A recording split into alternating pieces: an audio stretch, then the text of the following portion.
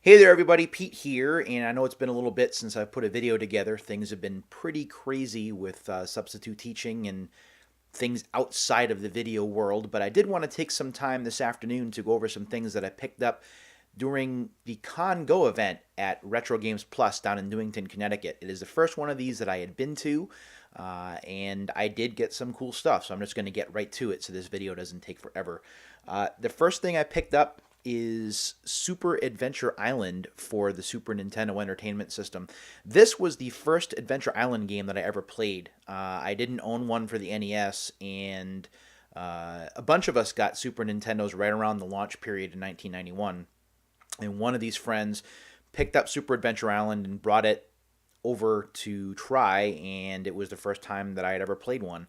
I have the regular Adventure Island, the first game for the NES, but I don't have any others. So I figured this would be good, if only for nostalgia purposes, to pick up.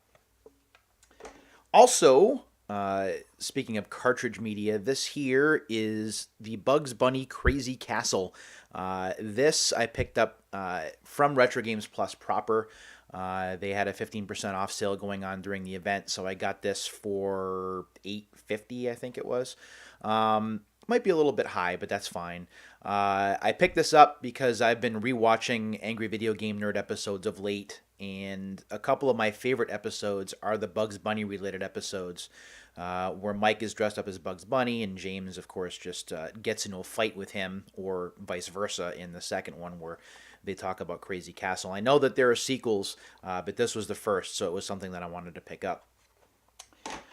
Next, I'm really happy to have this because it's something I haven't seen in the wild.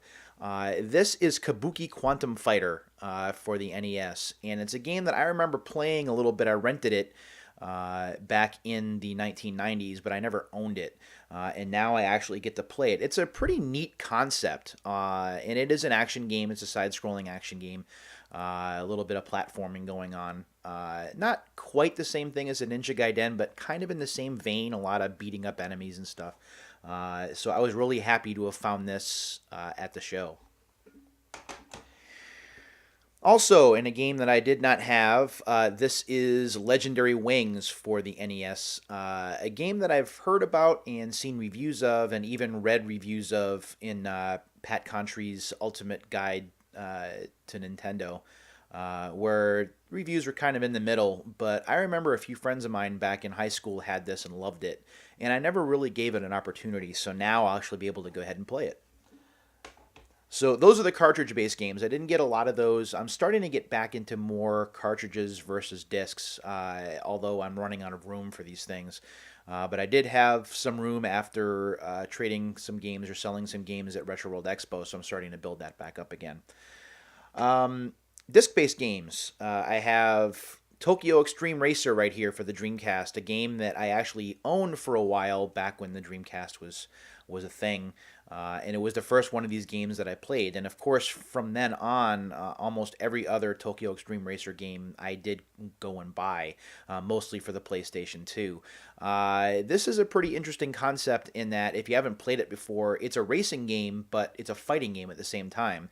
The further ahead you get from your opponent, the more of their health bar you drain. And if you can drain their health bar, you win. Conversely, if you fall behind the opponent, the further behind you get, the more your health bar drains, and if you run out, then the race ends. It's a pretty interesting concept, and it's different from just racing around a ring, because you always have to try and keep the race close, at least until you get to the finish line, and that makes it a bit exciting. Another Dreamcast game that I did not expect to find, and I'm really happy to have found this complete because I liked the PlayStation version, and this one I think runs a little bit better. This is Demolition Racer No Exit for the Dreamcast, which was published by Infogrames.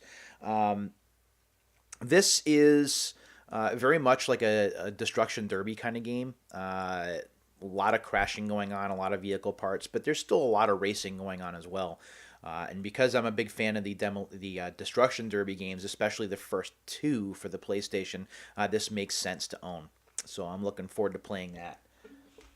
Also picked up Chocobo's Dungeon 2, which someone came up to me and said that they were looking to offload it, and I was wearing my PlayStation t-shirt, so I was kind of a mark that I was looking for PlayStation games, and sure enough, I have this game now. Don't really know a lot about this. I think I maybe tried it once or twice when I was working for FuncoLand when this had come out, but I don't really have a lot of information on it other than it's a dungeon crawler, so we'll see how I do with it. I don't know. This here is Scars, which looks like it's a combat racing game published by Ubisoft, and this is from 1998. I don't know a lot about this, honestly. It just looked interesting, and it's one of the PlayStation games that I don't own, so I figured I would go ahead and pick this up. But I really have not much on it, other than what I'm seeing for screens on the back, and that looks like combat racing to me. Keeping with the PlayStation theme, the guys who are working at Retro Games Plus weren't aware of this. At least a couple of them weren't at first. This is Glover for the PlayStation, which is a port of the Nintendo 64 version. I don't have the N64 version. I really haven't seen it out and about, at least in good enough shape where I'd want to spend money on it. But this is pristine. It has the obviously it has the disc in there, but it also has the manual, and it's in good shape. So I figured that I would pick that up. Wanted to get this for a while, and now I finally have it. This is Running Wild for the PlayStation, which comes from the producers of Crash Bandicoot, which is Universal Interactive Entertainment, I believe, or Universal Interactive Studios.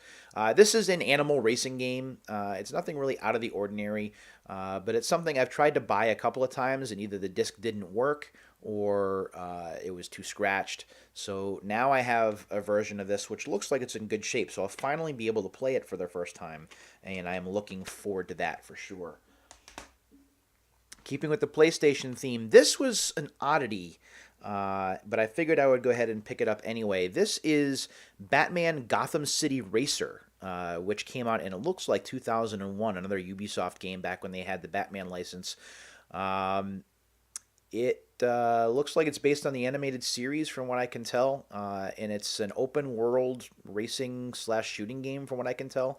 I don't know a lot about it, but when I saw it, it looked interesting enough that I wanted to go ahead and take a crack at it. So there's Batman Gotham City Racer. I wanted to get this one for a while, and I finally have it. This one is a little bit difficult to find, at least locally. This is TJ Lavin's Ultimate BMX from MTV Sports.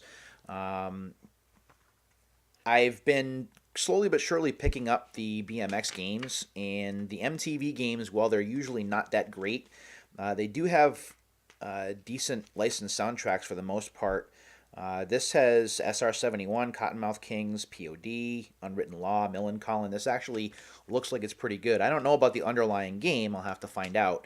But this was a tough find because I've been collecting the MTV sports games, but I finally have it. Next up is another sports game that most of you probably won't care about. This is Goldstorm 97 from Konami, and we actually do have the old Konami logo right there.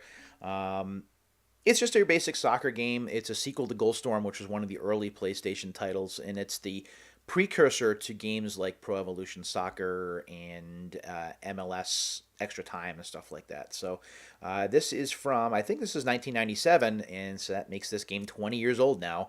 But I don't have any experience with this, not yet. I'm hoping to get some time to play it soon. Was very excited to finally find this. I had been holding off on getting this for a while, and now I finally have it. This is Tecmo's Deception, which is the first in what's become a fairly decent series. I have Deception 2, I have Deception 3, and I have Trapped, but I don't, or I didn't until now, have this game. Setting traps, it's very strategic and it's gruesome. Setting traps to kill intruders is a fascinating thing. But I have not played this. I've only played from Deception 2 on, so I'm looking forward to giving this some time. And last but not least, what I deem to be the one of the crown jewels in terms of what I picked up at the show, this is Mortal Kombat 3, the long box version for the PlayStation. I Had been looking for this for a while, and the pricing has generally been pretty high on it, especially for the long box version. But now that I have it, I'm very happy to get it. I got it for $20, so I'm more than willing to say what I paid for it. While I don't have the foam in here that keeps the disc in place, the disc is in fairly good shape. There are a couple of scuff marks on it, but I think it'll be fine. The manual is in good shape, and the case, for the most part, with the exception of the EB sticker, is also in good shape. Mortal Kombat 3, one of the early releases for the PlayStation. Definitely one of the bigger deals because it was a license that they had exclusively for a little bit. So if you wanted to play MK3 as soon as possible, this was the only way you could do it, was via the PlayStation version. There were some issues. If you play as Shang Tsung, for example, there is loading that goes on when he changes form, and that did bother some people. But to me, this is more symbolic of the early PlayStation period than it is me absolutely positively having to own the game. And not to mention, with a documentary coming out soon called Insert Coin, which is talking about Midway's arcade glory days, this is certainly a big part of that. So I'm happy to own it. So that's a look at what I picked up at CONNGO. It is an excellent event. It does rotate from store to store. Retro Games Plus has several locations in Connecticut. So make sure you follow Retro Games Plus on Facebook, or you can check out their website as well to find out when the next CONNGO event will be. So thanks for checking out this video. Again, I'm sorry it's been a while since I've been on camera. It's been kind of busy of late, but I will try and be back on soon. Until the next time, everybody, take care.